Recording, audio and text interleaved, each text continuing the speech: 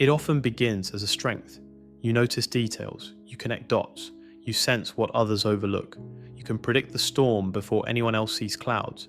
People praise you for it. You're thoughtful, cautious, responsible, self-aware.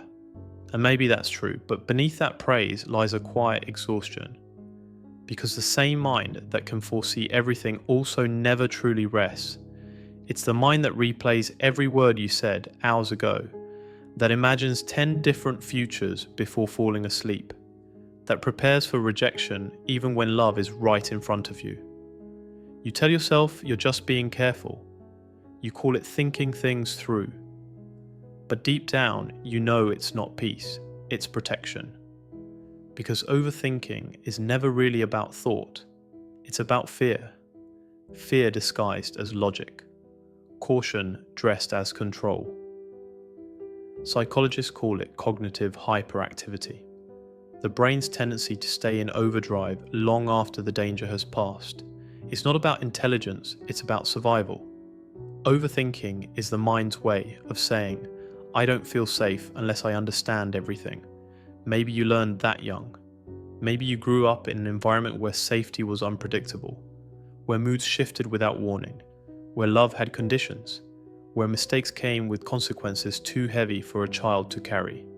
So your brain adapted.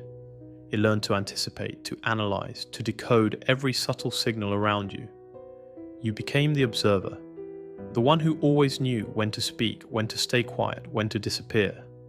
Because unpredictability taught you that preparation is protection. And so the habit stuck. Even as you grew older, even when life became calmer, your mind stayed busy, scanning, predicting, preparing. Because if calm can turn to chaos once, your brain assumes it can happen again. This is how overthinking begins, not as obsession, but as instinct. A mind trying to outthink pain before it arrives. But here's the catch. When the mind becomes a control room, the body becomes a hostage. Overthinkers often live in a constant state of tension, shoulders tight, breath shallow, jaw clenched. Psychologists call it hypervigilance, a body trained for danger, even when danger is gone. It's not just mental, it's physical.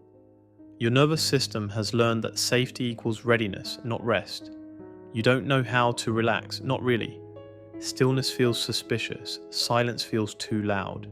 Because your brain, wired for survival, mistakes peace for vulnerability. And that's why rest often feels impossible. Research shows that chronic overthinking is linked to high activity in the brain's default mode network, the system that replays memories, simulates futures, and generates internal dialogue. In small doses, it's useful. In excess, it becomes a trap. The mind looping endlessly between past regrets and future fears, rarely stopping to notice the present moment. And yet, the world rewards this. It calls it diligence, ambition, foresight. No one sees the cost, the sleepless nights, the tension headaches, the way joy feels foreign because your brain is too busy trying to prevent disaster. Let's go deeper. At the root of overthinking lies a single emotional truth. Uncertainty feels unsafe. Psychologists call this intolerance of uncertainty, a cognitive pattern where the unknown feels threatening. Your brain tries to turn the unpredictable into the predictable by thinking about it over and over again. But life is not a puzzle to be solved, it's a landscape to be walked through, one step at a time. And yet, the overthinker keeps trying to build the map before taking a single step. This shows up in relationships too. You replay texts, interpret silences, rehearse every possible version of what someone might say. You might overanalyze tone, expression, or timing.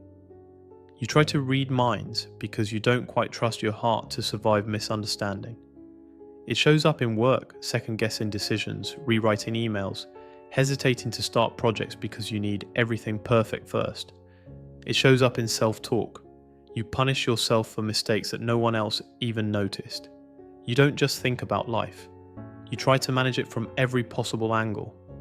And maybe it works for a while, until one day you realize you're exhausted, not from doing, but from thinking about doing. The mental load becomes heavy, invisible, relentless. Overthinking is not the inability to act, it's the inability to rest in uncertainty.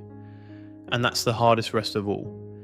Now here's the paradox. The more you try to control life through thinking, the less control you actually have.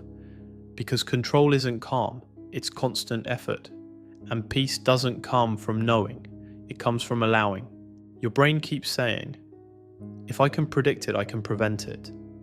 But the truth is, prediction doesn't stop pain. It only delays joy.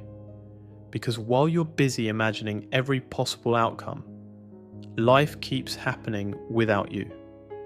Think of overthinking like standing in a doorway. You never fully enter the room because you're too busy deciding if it's safe. You stay suspended between intention and experience, caught in what-ifs that never end. And the tragedy is, most overthinkers are deeply compassionate people. They care too much about saying the right thing, doing the right thing, not hurting anyone. They want to avoid regret, but in trying so hard not to hurt anyone, they end up hurting themselves. Psychologists describe a cycle called metacognitive worry. Worrying about worrying. You start judging your thoughts, labeling them as wrong, trying to fix them. But even the act of trying to stop becomes something else to overthink. You end up fighting your own mind, and that inner war leaves you drained. But you're not broken. Your brain is doing exactly what it was designed to do. Protect you. It just hasn't realized that you're safe now. The goal is not to stop thinking. It's to stop identifying with every thought as truth. To realize that thoughts are weather, and you are the sky. So how do you begin to heal from overthinking? Not by silencing your mind, but by softening your fear. By gently teaching your nervous system that safety can exist even in uncertainty. It starts small. Let an unanswered text stay unanswered. Allow silence without filling it. Make a choice and resist the urge to replay it. Breathe when your brain says, "Fix this now," and whisper back, "We're safe right now." These tiny acts of surrender are how the body relearns trust, because control isn't what keeps you safe. Awareness does. You can think deeply without drowning in thought. You can plan without predicting. You can care without controlling. That's what psychologists call cognitive flexibility, or the capacity to adapt without collapsing. It's not about emptying the mind, it's about loosening its grip. As you practice, something subtle begins to shift. The gaps between thoughts get wider. Moments of stillness stop feeling like threats. You start noticing beauty again, not analyzing it, just seeing it. A color, a laugh, the sound of rain. Life becomes less about preparation and more about participation. And you begin to realize overthinking was never proof that you were broken. It was proof that you were once scared and brilliant enough to try to stay safe. Your brain built an entire labyrinth to protect you, but you don't have to live in the labyrinth forever. You can walk out gently, slowly, consciously, because life isn't waiting for you to solve it, it's waiting for you to live it. So if you're someone who overthinks everything, remember this. You are not your thoughts. You are the awareness beneath them. You are the quiet witness watching the waves rise and fall. And you don't need to stop the ocean to find peace. You just need to stop fighting the tide.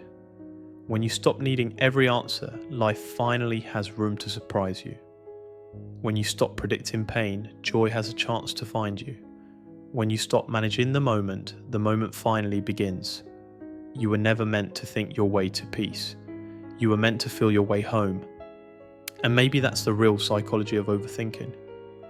Not a flaw to fix, but a pattern to unlearn so that one day you can stop anticipating your life and finally start living it.